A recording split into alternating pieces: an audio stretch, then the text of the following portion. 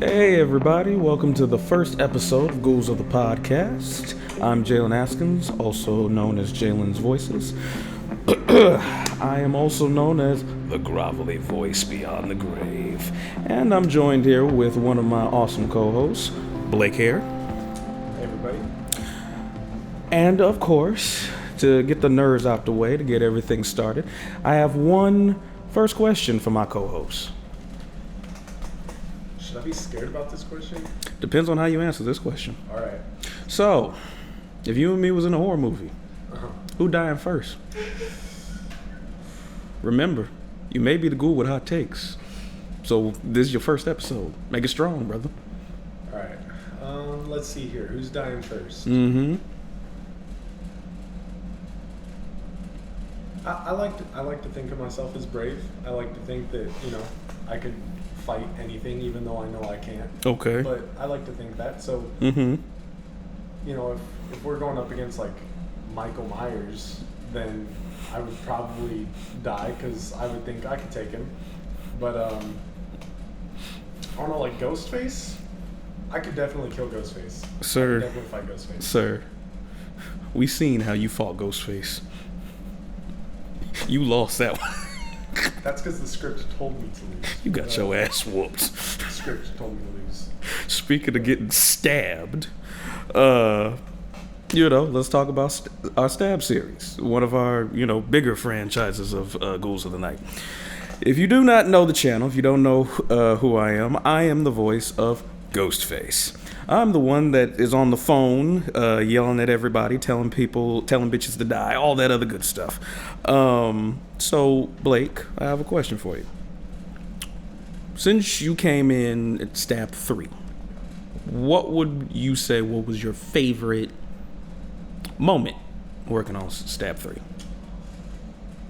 Probably just getting to know everybody, because I did come in later into the Stab series. Right. So I would say everyone kind of already had like that connection with each other. Mm-hmm. Not gonna lie, coming in, I was a little scared. I felt a little out of place. Didn't really feel like I knew anybody. But getting to know everybody, getting to become a ghoul, I'd say that was probably my favorite part, is just chilling with everybody. And that was your first introduction to ghouls, wasn't it? That was my first introduction to ghouls. Yeah. Okay. So my introduction to ghouls and kind of my favorite Stab moment is I was introduced to ghouls because of Joseph, our man behind the camera. He asked me one day, "Hey man, so I'm working on Stab, and we know you voice act, so do you want to be Ghostface?" And I said, "Sure." Never voiced a killer before, but hey, there's a first time for everything.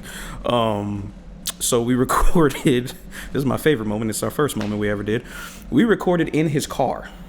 So I'm recording Ghostface, the normal, do you want to die? Like, it was one of those things where I was just like, wow, I feel like a cold-blooded murderer right now. But, got to thank Joe for that opportunity. I've got to work on all three.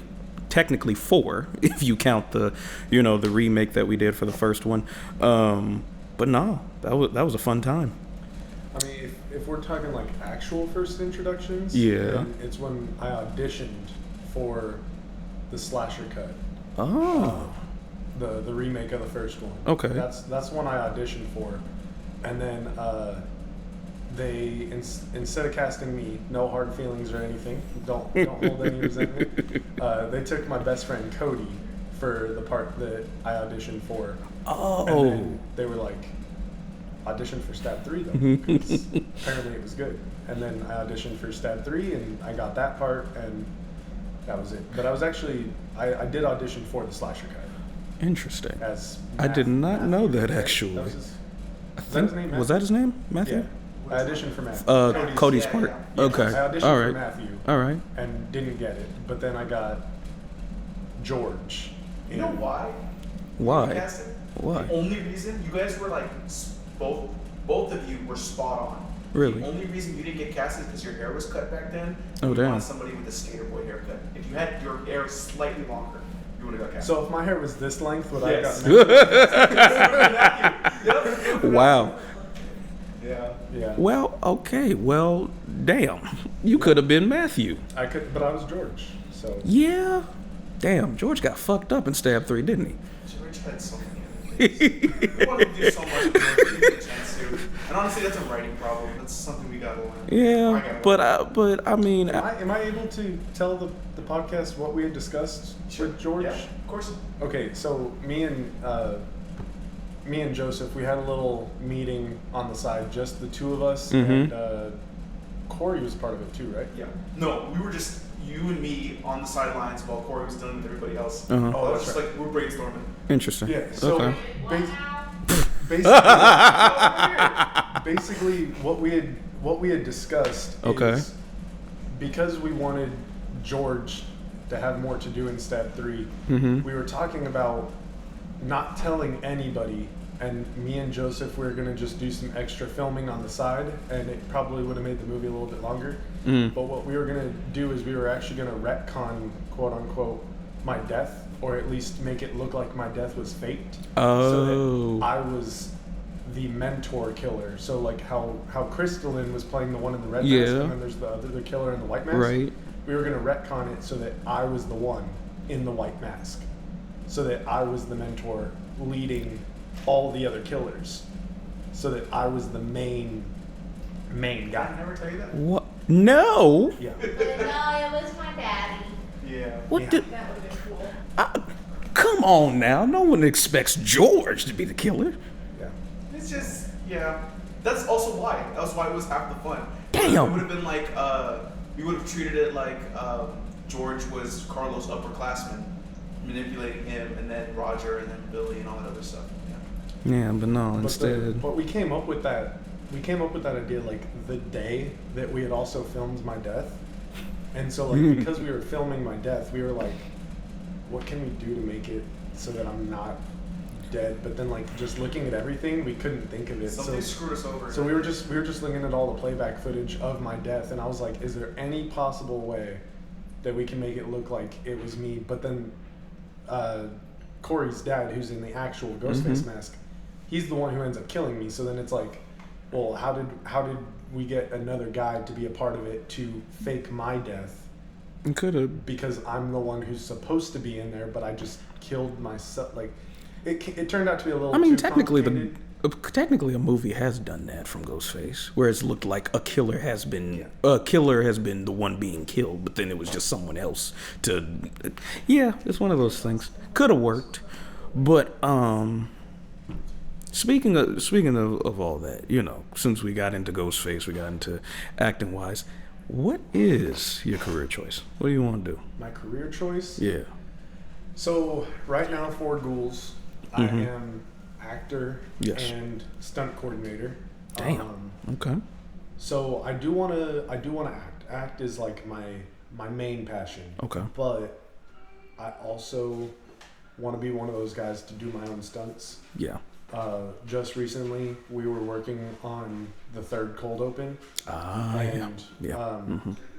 Cody again was a part of that one, and he was playing a Ghostface in that one. Mm-hmm. But there's a part where he had to jump off of a slide on a playground Oh. and everything, and we were Yeah. like looking at it, and I was like, Yeah. all right, well, you know, jumping off something shouldn't be too difficult. So then I looked at it, and I was like, oh damn, that's really tall.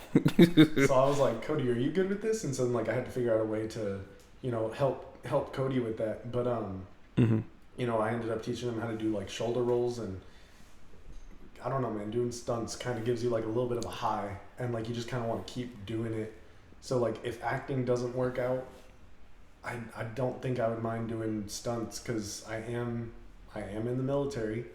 Okay. I did karate for 10 or 12 years, I forget exactly. So like Damn. I have fighting experience. All right, Karate Kid. Yeah. Go ahead. I just stunts. Mm-hmm. Stunts is a big passion, but I would also like to act and just do my own stunts. Okay. Kind of want to get to that Tom Cruise level of stunts. Oh, you mean like how he did when he jumped off the what's it called? He was riding a motorcycle. Have you seen this one, Joe? It's like a ramp. Yeah, he jumps off of a ramp like 6 different It's like times. Mission Impossible 45 or something. Yeah, he's doing it multiple times, and it's not just, they don't switch him out or anything. He's purposefully jumping off this. And he has a squirrel suit. Yeah. Yep, and he has the parachute every single time. I'm like, you couldn't pay me enough money to jump off of that many times. No, see, I remember like growing up and watching Tom Cruise do these stunts, and I was like, oh, it's a stunt double, not a problem. Or like, oh, it's CGI. Like, they didn't actually put him in a dangerous situation like that. And then growing up, I found out that he did his own stunts, and I'm like, oh, you're a moron. Got it. But then I started doing stunts, and I'm like, I get it. You know? He was having fun while doing it. I get it. Yeah. No, I think if I ever did a Tom Cruise stunt, though, like, my girlfriend would not be happy. I'm sorry, near-death experience? I think not. But no, I mean, mine's not as experienced as you, Mr. Stuntman. I'm doing mine, actually. I'm a professional voice actor of now 5-6 years. I just went full-time last year. Worked on a bunch of stuff, video games, audiobooks, all that stuff. I like more being behind the scenes more than being in the front of it. So being behind the mic is a lot more fun for me, because it's just like, I don't have to, because I'm 23, I don't have to act or look 23. I can just go like, if you need, a 40-year-old guy who's on the phone sounding angry, you can call me for that. Recently I didn't know I liked doing this until I started working on Ghouls. I kind of do like working the boom mic every now and again. Not the long one, Jesus Christ. No, the one we use, which is it's a small microphone, but the guy has small headphones and stuff like that. It's really cool to use. And then, sometimes I think what I like most about that is probably because me and Joe, sometimes I'll be following him, and as soon as he backs up, I'm like, oh, okay, cool, we're doing a backup shot. Cool. And it's like we in sync. That's what I like the most. It's cool to be behind the mic instead of being, running or acting. I'm not an on-camera person. I'm not a live action guy. Yeah, I don't know. There's something satisfying about watching someone else's vision come to life. Yeah, it is. And I really enjoy being a part of that process, no matter what it is. Because I've done clackerboard. I've been on the lights. You have. I've been on the boom once or twice. Oh yeah. But there's something about it acting where it's like, you talk to the director and you're like, hey, what exactly do you want here? And they're like, I want this, and it's like, okay, let me see if I can make that happen. Right. And you see the final product, and seeing their vision come to life there's just something so satisfying about it. I agree. I mean, especially in my profession, that's typically all we do. We have to make the vision come to life, and 9 times out of 10 I have to sit there and go like, hey, so what you looking for in this? I know the character is like very complicated and complex. What emotion are you trying to evoke here? And we worked on a couple projects that have been really fun to work on, from Stab to even the Cold Open. But on top of us talking about the projects, what do you think you would like to see for Ghouls? Like, what's a project you would like to see come forward? For Ghouls? Yeah. I'm really hoping to.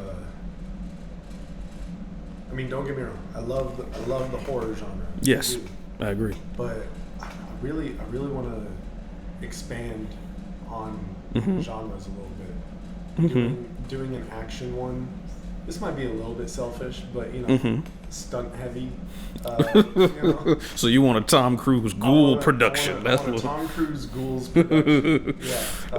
If we can, I would hope not. Like we said, your girl would be happy with you just doing these Tom Cruise stunts for Ghouls. After the cold open though. Yes. I was actually talking to Cody and Cassidy, my girlfriend. Okay. And we were discussing a movie possibility because we were listening to a whole bunch of music and everything. We ended up thinking of a military movie that we we don't have like the exact stuff yet, but we have like one scene that we think would be like pretty dang powerful. Okay. And I that one is obviously action. It's not horror, but you know, like sort of like a military movie, or like, you know, even if we did go into like the action comedy genre, or we have a lot of talented actors, and even if we went into the rom-dram, you know, rom-dram, romantic drama, you know, we have a lot of people who are talented that I think would be able to pull it off.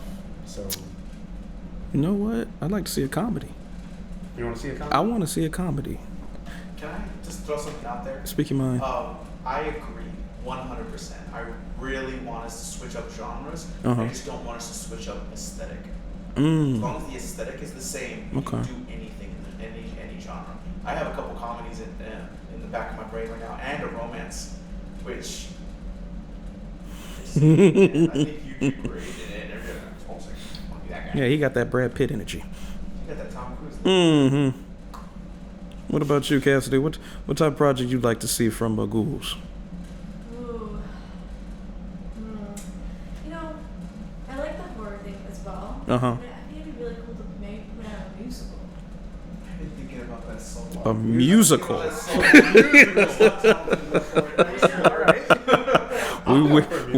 We went all the way from horror comedy. That'd be so cool. It's slightly different, so it's not like. We went from horror comedy has been hotel. That's where we went. It's our own remake of Les Mis, but I'm afraid where this is going. Javert is in a ghost face mask. Oh no.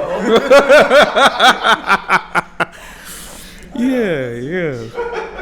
No, I think we can touch other genres. I think, like you said, we got a lot of talented actors. We got a lot of talented people on this. We could make something work. What You know. do you want to see from this? Well, on top of a comedy, I don't know, a good drama. Drama? I feel like we could pull off a drama. I feel like we could really pull off drama too. Like not scandal drama, but just a drama in general. That's what a drama is. Yeah, but not scandal. God. we don't want every episode or so be like, damn, who she sleep with this episode? Even if we didn't go like full movie, you know, even if it was just like a little, Even a web series. like a 5 to 10 minute YouTube video or something, I kind of just want to. I kind of want Joseph to just come up with like an idea for something, any genre, no script, and just tell his actors to improv the entire thing and see what we end up with. We've done that once. You did It it? didn't work out, but we did it once. That was what happened to Little Red. Oh God. Yeah, it wasn't that bad. It was just a lot. It was a scheduling issue. Some behind the scenes crap was going on, like personal family stuff. And we were just ourselves, if I'm being we honest. had to scrap it because there was just no way we were gonna get it done in the time frame that we shot. But it was funny. It was funny because we were just. It was creative. It was kind of spooky. We got It to was talk like. about it. We just want to get the people who don't have a life in it, like me. That's it. It was Exactly. it was funny just because working on that project, this was the first time Joe said, "Oh, by the way, we're gonna be ourselves." I'm like, "Excuse me?" Ourselves. And when we said ourselves, mind you, it's me, him, Aisha, and then a couple people sprinkled in between. And we're just sitting there like, I remember the first scene we ever did. It was when we was in Aisha's house and I had to wake her ass up. Yeah. It was like the total sibling package of what you would expect. And I think we moved curtains. I'm telling her to get her ass up. It was one of those things where I'm like, damn, if we could do a buddy cop comedy, like that would be hilarious. Even me and Blake do a buddy cop comedy. Remake of Lethal Weapon? No, if you want to be really fancy, you guys Riggs and gotta Murtaugh. Come on, gotta man. be night security. Night security. Night security, like in the zombie apocalypse. Oh God. Honestly, why not? Two night security guards end up helping try to stop the zombie apocalypse. No, I think as far as like that improv project though, Yeah. like I was gonna say something about it, I completely forgot. It happens to us all. But yeah, no, like if you gave us like character descriptions and just be like, okay, this is your character, like play it how you want. You know, I feel like it's just seeing what we could possibly come up with and do, because we do have some talent. We do. And pretty much like my job, aside from ghouls and acting, is actually technically still acting, but like my job is 100% improv. Oh, because I'm a living historian. Oh, wow. And so like, you know, we'll have kids and teachers and parents and everyone just come up to us and ask us questions, and you know, I'm supposed to be playing a red coat from 1775. Oh dear. And you know, I'm in the accent and everything, and and then they're like, excuse me, how do you get up to this place? And I'm like, all right, how do I answer this without letting them know that like I know what a car is? So I'm like, your carriage, you know, like right. gotta, You have to make try, it sound authentic. Okay. Yeah, and I got these kids who are coming up and asking me like, because like we teach history and everything. Like kids will ask us stuff about like today's like modern U.S. government, and one, I have to be very, very impartial with my thoughts, and of course, I have to be very neutral down the road. Of course, but then I also kind of have to be like, well, when you ask this question, are you asking about where I come from or where you come from? And then like if they say like where they come from, I have to say stuff along the lines of, well, I don't know anything about that, but what I would expect is this, and then I have to try to give them some like advice or teaching on that. But if they were talking about like the government of 1775, you know, colonies obviously didn't have a government, so then I'd have to talk about like Parliament and the King over in England and stuff. Yeah, like they just try to make you break character 24/7, and you just have to stay in it. Damn. So my whole job is improv. He could do an improv film. I want to do another found footage. I'm just saying. No doubt. I'm just saying we need to do some night security in the zombie apocalypse now. You've already brought the idea to pass. I think other ideas. I think if we get some makeup, Joseph, if we get makeup and we age up Jalen, make Riggs and Murtaugh. You are really fighting for that, aren't you? You really fighting for Lethal Weapon, ain't you? Heavy. It's stunt heavy. That's if Jalen wants to do it, though. Yeah, brother. Murtaugh doesn't do any stunts. He pulls out a gun and shoots people. Riggs is the fighter. You can make it work. We'll put a pin in that for later. We'll put a pin. Well, I think it's time we bring in the guest, huh? I think it is. Yeah. All right then.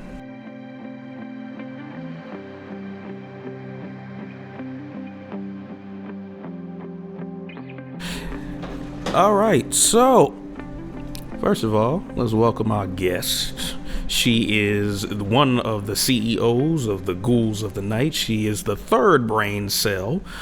So welcome, Korie Smith. Hello, thank you for having me. Hey, Glad what's to be happening? here. Of course. No other applause? I am very tired. No other applause? She's one of our employers. Hey, we don't need to do all that shit. See, you're doing too much. Anyway. Hush. Oh. I do take part in like all of the casting, so. You suck up. Anyway. So, of course, welcome. We're here to interview you. So, first things first, how did you get into the ghouls?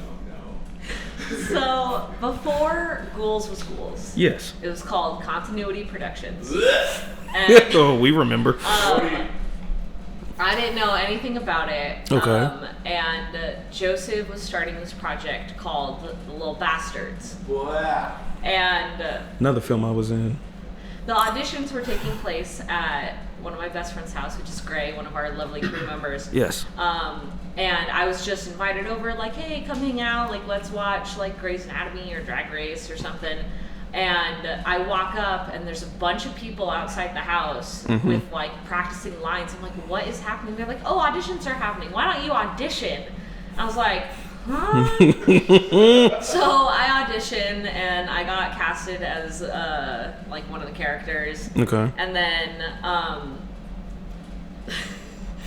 Go ahead. Since Joseph was such good friends with Gray and Aisha, after that project, he came up with Stab. To which I was like, oh, like, let me actually, like, do, because the role I had was just behind the camera. I was, like, interviewing someone in a prison. Right. You know, so it's just my voice. And I was like, oh, let's audition and try to be on camera. I got casted as one of the people to get murdered.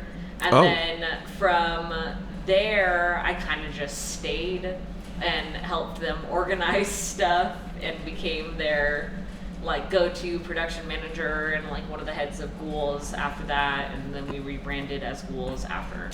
After Stab 2, right? Yeah. Okay. Yeah, and that also started the trend of me being the Stan Lee for Ghouls. I am in every single film now. Yeah. No. My thing is Joe has a tendency to have me get beaten every other film. Yeah, you do. Yeah. Literally, you know, it's crazy. I don't know how you ended up in that role. But In Little Bastards or just in general? That happened. Stab 2, it didn't happen. No, thank Stab 2. God. Yeah. Stab 2 was the only time where my ass was not getting whooped. Slash and cut. You were in Slash Cut for a second. Wonderland, it's your singing voice, which you sound like T-Pain, and that was completely my fault, by the way. For Stab 3, I could be wrong. I might not be remembering it well, but you just got your throat slit, right? You didn't get beat up. No, what He happened got was stabbed in the back, fell to the floor, and then gets knocked out. put tape over my mouth and I got shot by Nicole. And you were his stunt double Yep. when you run and get shot by Nicole. Yep. So then when they take off the mask, I'm dead because I got shot by Nicole and they put my I body. thought I was stunt doubling for your dad. I was stunt doubling for Jay. Yeah. There's a whole insert shot where they take the mask off. It's me voicing a police officer and saying like, "Oh, something, officer down, whatever," and it's his face. Yep. Like all fucking. Yep. I didn't know I was stunt doubling for you. I thought I was stunt doubling for your dad. No. Oh. Yeah, no. Her dad gets away. I'm the one that gets killed. I think I've died in every single film except for Wonderland and 3. Yes. Yeah, 3 I just walked by. Mm-hmm. And then Wonderland, my voice is in it. Right. Okay. What was your favorite project to work on for Ghouls?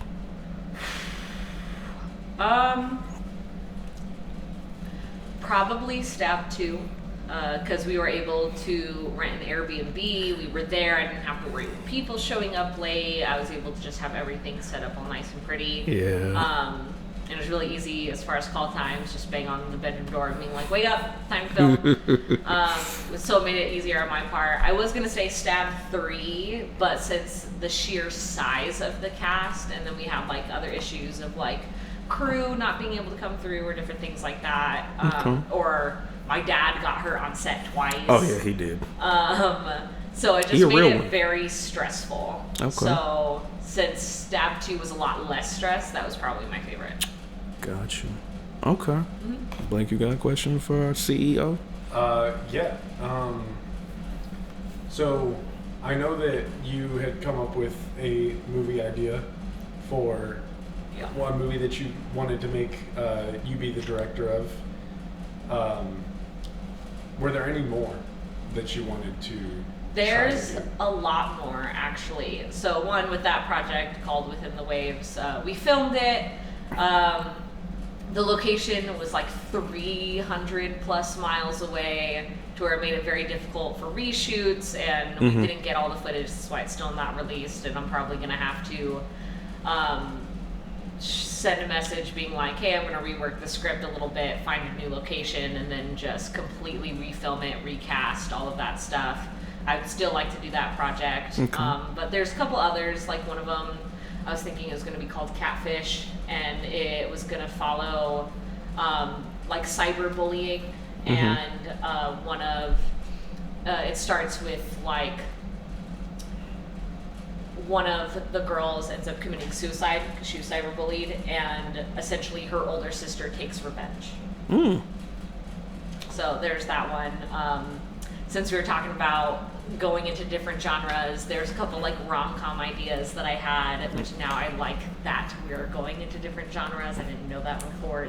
until today. You're welcome. So You're I'll welcome. explore with some of those ideas. Yeah, I'm pretty sure I rambled at you at one point. You just like zoned out. just typing up all your documents. Yeah, literally. Okay. So, what do you want to do career-wise?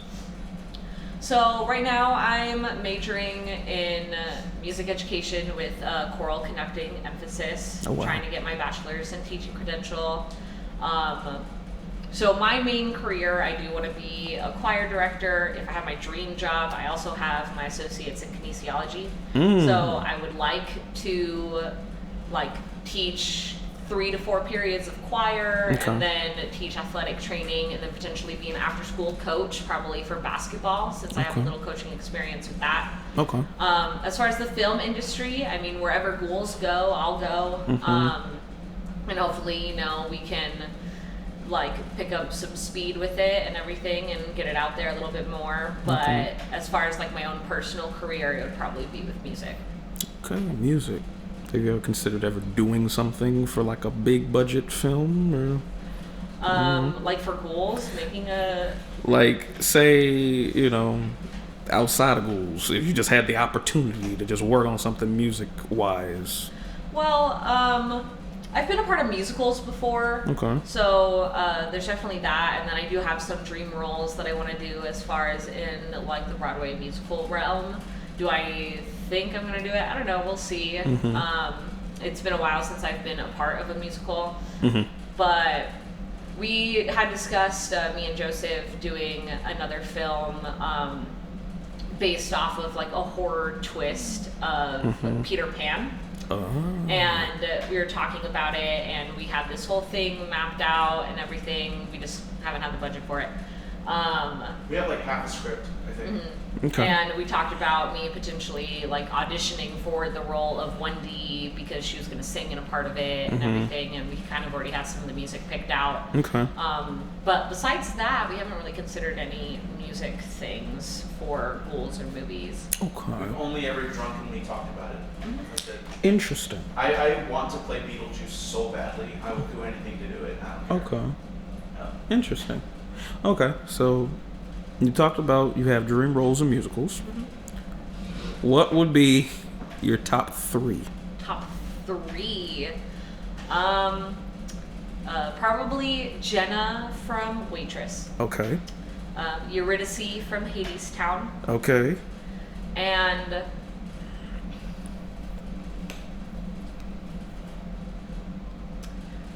probably Elle Woods from Legally Blonde. Okay. Interesting. Okay, so I think what I also want to ask is what drew you to musicals? Why musicals of all things?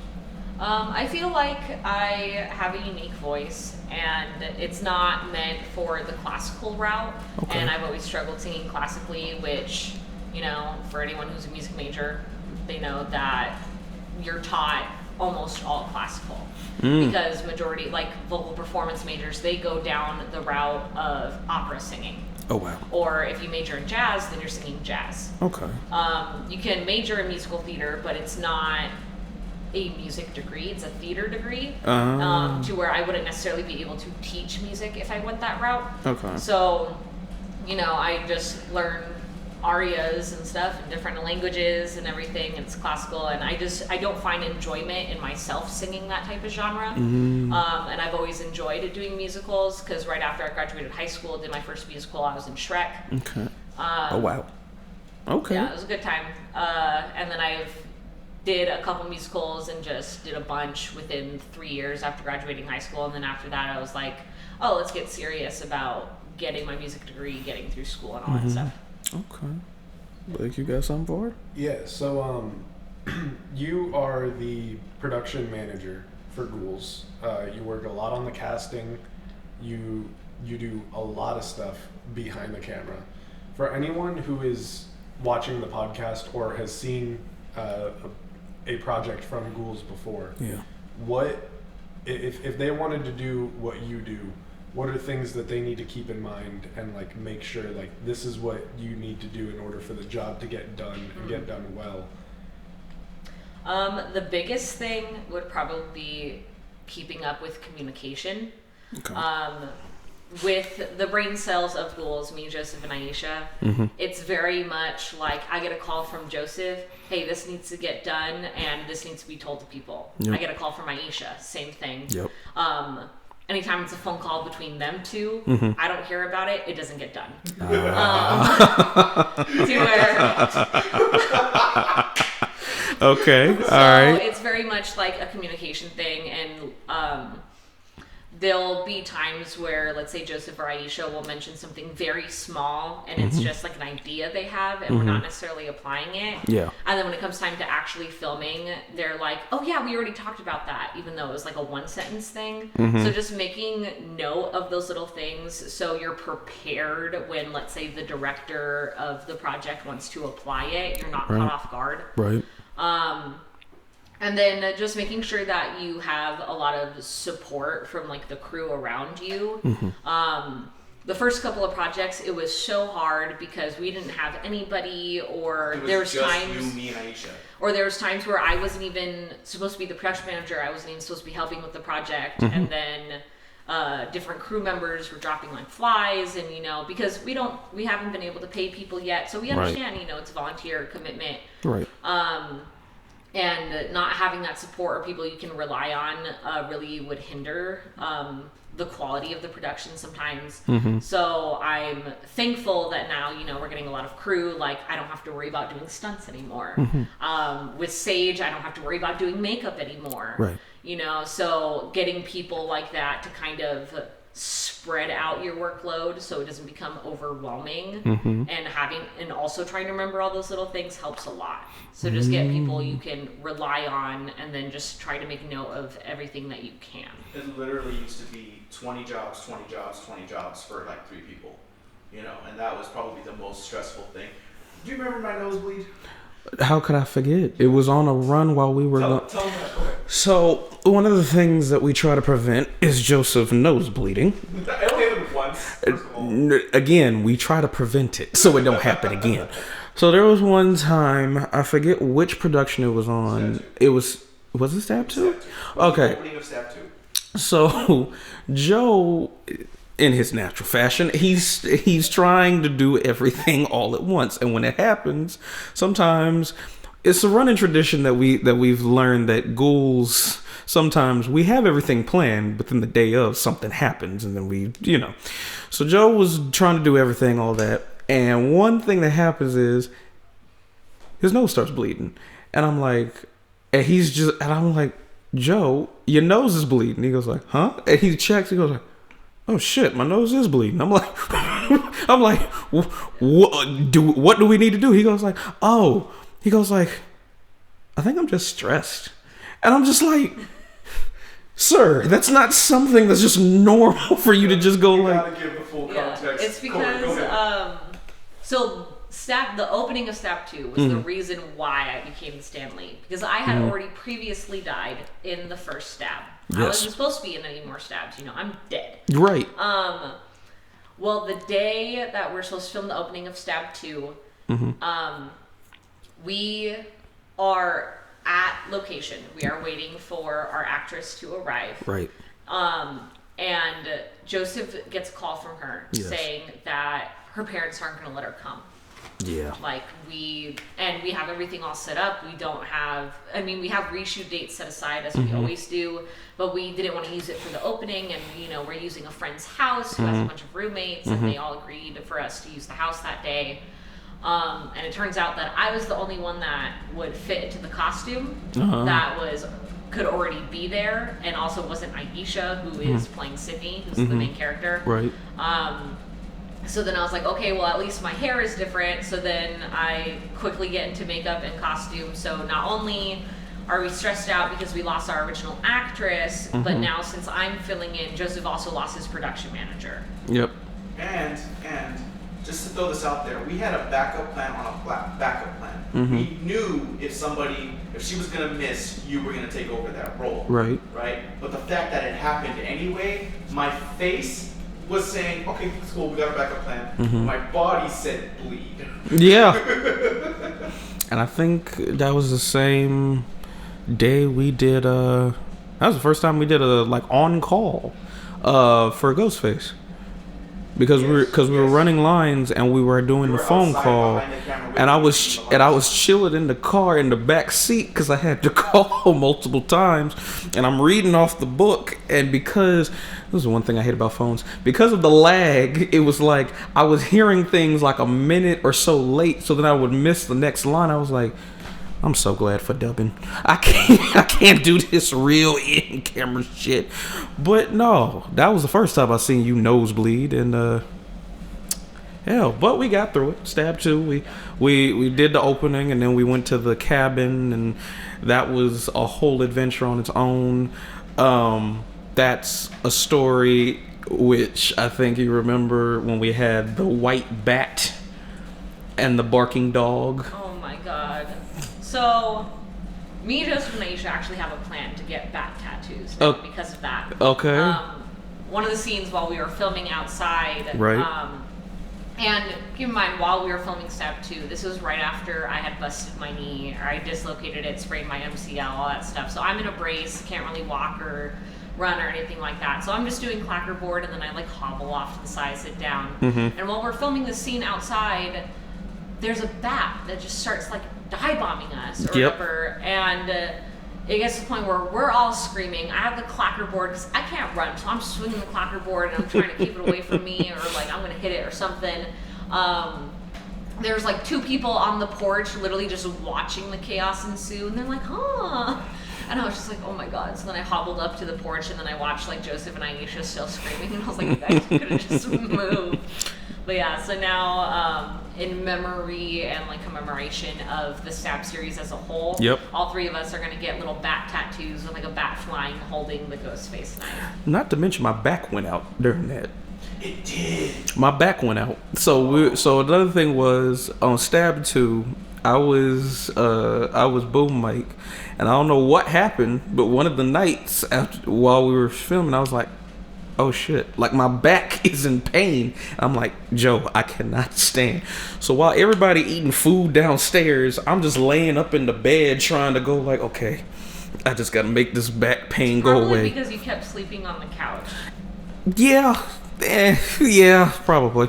But that happened, and then we had the dog that was next door that would not stop barking. And we had a package of hot dogs. That we so never one of used. the actors who wasn't needed on screen at the time busted out his little knife and just kept cutting up pieces of hot dog and throwing them through the fence so we could get through the scene. But no, that was a fun time. Blake, you I got think the only like creepy, or I would say it was creepy, like the bat thing, would be Deer Lady. The coyotes. The most recent thing that we just shot. Man, all right. I am not one who is normally, scared very easily. But when I had to run through that river, I had to start on the other side. Yes, you and, did. I'm in my suit pants, my dress shoes. I'm like, damn, I gotta run through a river. That's crazy. But whatever, I'll do it. So I'm like up on this hill, and like I start to run down, and on the other side of that hill, where I had to start at before they call action, it was just the creepiest. Like it was so creepy. So like I'm over there on day 1, and we're shooting it, and I'm like, this is terrifying. Yep. Luckily, we only did like 3 or 4 takes or something like that. But then we had to reshoot it. Yep. And then I remember I was like, all right, look, it's creepy over there. Like, could we get someone else to come with me? And so then I remember Sage was actually like, oh, I'll do it, not a problem. I'm not scared of anything. So then we And it was had also over, because Sage was trying to find a frog in the water, and Sage was trying so hard and was going to put it in her pocket and then walk up to Joseph and be like, hey, Joseph, look what I found, and put it in his hand because she really wanted to freak you out. I would have threw my camera. I know. But she ended up not being able to find a frog. But that's why she went with you. She's like, oh, I can like look in the water while I'm crossing. No, she went across the river with me, and like we're waiting over there, and I was like, see, look, Sage, isn't it like kind of creepy over here? And she was like, yeah, the vibes just don't sit right. And I was like, yeah, they really don't. And then she starts to walk away, and I'm like, all right, right, whatever, like, I'm not going to pay any attention to that. And Right. then she comes back and she's like, yeah, it's kind of terrifying over here. Like, I kind of want to get the scene done. And I was like, Right. it's really creepy on this side of the river. I don't know what it is. So then we finish that scene, and then we're coming up to the scene where I'm supposed to do my death. And, like, I'm supposed to be running around a tree this way, and, like, in the bushes, I just hear rustling. And then I could have sworn I heard a growl from the bush. And so I'm sitting there looking at the bush, and then I hear Joseph call action, and I'm not moving because I'm just looking at a bush, and I'm like, what the fuck is in the bush? So then eventually I was like, whatever. So I just run, and I do the scene, and I don't know how real it looked in the movie. Like, it maybe on camera it looked like I was scared, but that's because I was literally running away from something in a bush. And so, like, if it looks real, that's why. And then, like, we're trying to film my death just 2 minutes later, and I work up in the mountains. I know what wild animals sound like. Yeah. So, like, if a coyote finds food or anything of that sort, it calls to its pack. Yep. And, you know, normally you'll hear like 7 or 8 of them respond. Well, we heard one growl or one howl, and it sounded really dang close. And I was like, oh, that sounds kind of close, whatever. And then instead of hearing like 7 or 8 respond, it sounds like 40 to 50. It sounded like so many. It was like overwhelming a little bit. We all went dead silent and looked at each other and we're like, get it shot, get it done, let's get out of here, you know, whatever. And we're rushing, you know, and then we finish it, and then we're packing up equipment and everything. Like, the generators are dying, so we're running out of light and everything, so we're panicking, and we're packing up, and I remember seeing 2 crew members running back from where the stream was, because we still have the lights set up over there from when you were running through the stream. And they're running back towards me, like, with the lights all packed up. I'm like, what's going on? And they're like, we just packed up the lights, and we looked up, and there was coyotes on the ridge where Blake had started on the other side of the street. Yeah. I did not hear that. They was waiting. No, Chunky literally, he was just like, no, they were at the top of the hill right where Blake had started running. They was waiting. I'm telling you, they bro, were right next to close. us. They were close. They really sit. Yeah, so I was like, okay, let's get out of here. I'm done. Damn. Like, But like like I said, I don't think of myself as like a scaredy cat. Like I like to think that I'm tough. I'm brave. Right. But then, like, when you get jumped by 40 coyotes, you ain't brave enough. well, okay, so it was across the river. I was already feeling uneasy. Then there's the bush, and then there's the coyotes. Plus so I'm kind of just scared right now. Yeah. And then it comes to the point where, like, the final shot is supposed to be Lily screaming in my face. Right. She's the deer lady. Right. And you know, it's supposed to cut to black, and I'm supposed to die, stuff like that. Well, you know, on set there was a little bit of nerves everywhere. Alert, by the way. Spoiler alert, I don't know exactly what I couldn't say about that, but That's fine. anyway, so then, you know, like, everyone on set has nerves at this point, because it's just kind of terrifying, and I'm just like, okay, whatever, like, Lily just needs to scream in my face, whatever, I'm laying on the ground, and then, you know, she screams, and just the angle that I was at, the lighting that we had, everything else that was already happening, I just see this scary ass creature screaming in my face, and I almost shit myself. I was like, this is absolutely terrifying. I want to go home. Not to mention, we also had some random ass kids come up that same night. Yeah. But we got followed. We did. We Yeah, got like followed 4 by high 2 school- different creatures. But yeah, humans, coyotes. Yeah. It was like 4 high schoolers, and they walked in and they're like, what are you guys doing? And we know what the high schoolers were doing. We were filming on 420, like, we know exactly what they were doing there. And they're like, we're not doing that. Even though they reeked of it. But they were like, what are you guys doing though? They look so cool. And then, you know, me, Sage, Crystalline talked to them for a little bit, got them to follow and everything. And then Sage and Crystalline kept talking to them a little bit afterwards. But yeah. Not to mention, they were in the spot where the coyotes. Yeah. So That's probably I was why they left. surprised why there were so many coyotes, because how we found that location in the first place, and we've used it like for multiple films now, Right. was that's where my cross country team used to practice. Oh. And because it's super close to my high school, you know, we would just like leave campus and run through there, and then Right. there's this whole trail past where we've ever filmed. right. So that's how we found that location, and there's been times where there's like, 2 or 3 coyotes, even if it's like super late, but never that many or even that close. So we're like, what is going on? And even I was like freaked out, and I've been there 100 times, even when it's like 2 in the morning. Right. You know? But yeah. Huh. Okay. Wow. Yeah, We really. I also remember that after those high schoolers had left, we did Lily screaming in my face. Yes. And I almost shit my pants, and then I started hearing noises, Mm-hmm. and I was like, have I finally gone to my breaking point mentally? Like, why am I hearing noises? And then I realized that it's the high schoolers that are now like walking away from the spot, and they heard Lily because it was a like blood curdling scream. Yeah. And they're all just clapping, and they're just like, "Ooh, yeah," because like they heard it, and I was like, "Oh, it's just people cheering. Okay, that's cool." Wow. Oh my god. Yeah, this ain't the only story we got from ghouls. Okay, so one more question. I think we should bring it back to the beginning since you have another guest here. Back to the Question beginning. 1. Oh, thank you. All right, Korie. So, gotta ask you. Yes. Now, we've been friends. We can trust each other's judgment. Okay. We've been 3 of us is in a horror movie. Who dying first? Why? Why? You telling me Well, the okay. CEO? Hold up, You telling me hold the CEO Hold can up, make hold this up. decision, but Shut the up, ghoul with the hold up, hot takes hold up, couldn't? Hold up. Okay, so the whole crew Uh-huh. have already had this discussion before in a group chat. Wow. Wow. And everyone has said that the final 3 out of everyone in our crew, the final 3 that would survive was me, Blake, and Sage. So by default, you dying first, friend. Oh, so this was just happening in the group chat, huh?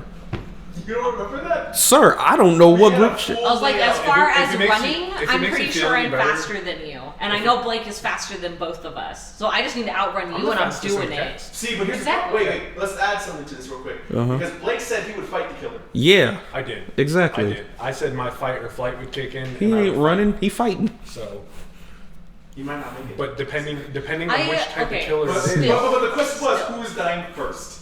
Wow. Don't take that. Wow. So yeah, anyways, Jalen's dying first. That's Unless fucked it's up. like, If it's depends like on the killer. if it's a Michael Myers killer, I'm dying. But if it's Ghostface, I'm kicking his ass. There's no way I'm losing to Ghostface great. unless Same. the script tells me to. All right, Joe. Yeah. What you think about this? Who dying first? Jalen, I'm sorry. Wow. Wow. Heard it here, folks. Apparently my ass ain't worth living at that point. Man, I'm not saying that. What about you, Cassidy? You agree with everybody else? Oh, wow. Oh, him. Oh, you Oh. think I'm dying first? Oh. That's fucked What? up. No, she just like secretly wants to slit my throat for some reason. I what? think it would add to the, you know. To the story or Yeah. what? Jesus Christ. It would add to the ghouls brand. Oh, Wow. well, to the brand, okay. Wow. Take a picture of it and like. Yeah, Oh, the I- aesthetic Still of in the it. face. I did forget to say. You know, get your little purple backlight and then, yeah. I You know. guys don't know how to like me. I'm sorry. If I had to choose, I'm just saying this right now. Y'all do not know how to like me. We'll figure it out. Don't worry. If I had to choose between these 3, I'd choose Jalen. All right. What were you going to say? You I forgot to was say? gonna Because say, this I conversation forgot. is just getting hurtful. Go ahead. I forgot to say that I do have a third job, and that is making sure that I stress Korie out as much as possible. So if anyone ever sees Korie stressed, that's probably me. Because like He does it every time. 'Cause, Every like, you and single me for day Dear on Lady. set. Yeah. we were running lines Right. for Dear Lady because Right. I had to memorize like the whole script. Right. And then Korie shows up, and I'm like, "Hey Korie, so I don't know any of my lines. Do you mind giving me like 5 minutes to study?" And she's like, "What?" And I'm like, "I'm just kidding." Me and Jalen went over all of them. And so like every single production, I will do something to stress her out. Or But he'll it's all say just like, jokes. because we all ask jokes. people for their own like costumes or props sometimes, like if they have stuff that fits the description. And there's times where he'll be like, "Oh, I totally forgot it at home," and he was far as shit. So I'm just like, "What? What store do I need to go to?" And he's like, "Nah, it's right here." Blake. You're gonna make her bust a vein, bust a vein, and she gonna hurt you. There's so many times that I'm just like, dude, you're gonna make me like freaking blow an aneurysm right now. Jeez. That's my third unofficial job. Yeah. Blake, you was something else, brother. Yeah, I know. I'm glad you my co-host. All right, there you go. But yeah. I think that's a wrap. We have now concluded our first episode of Ghouls of the Podcast with my co-host Blake, one of our CEOs, Korie. You know, if you want to stay in the loop, follow us on Instagram at Ghouls of the Night spelled NITE. Stay right there if you miss it. And of course, as always, we'll be right back. Nah, I'm just kidding. I'll see y'all later.